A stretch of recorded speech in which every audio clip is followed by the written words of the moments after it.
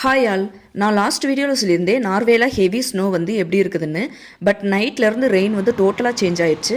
இந்த டைமில் தான் வாக் பண்ணும்போது கேர்ஃபுல்லாக இருக்கணும். பிகாஸ் நம்ம ஊர்லலாம் மழை வந்தால் மட்டில் மிதிச்சா எப்படி இருக்குமோ அது மாதிரி தான் ஸ்னோலையும் இருக்கும்.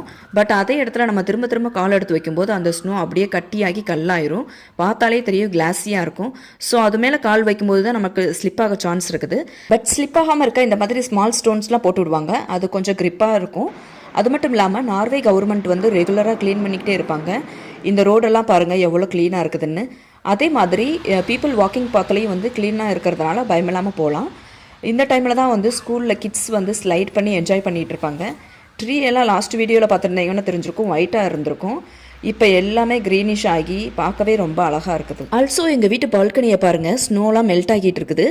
எப்படி இருந்த பால்கனி எப்படி ஆயிருக்குதுன்னு என்னோட லாஸ்ட் வீடியோ பார்த்தவங்களுக்கு தெரியும். அந்த வீடியோவை கீழே டேக் பண்ணுறேன், செக் பண்ணி பாருங்கள். இன்னும் வரும்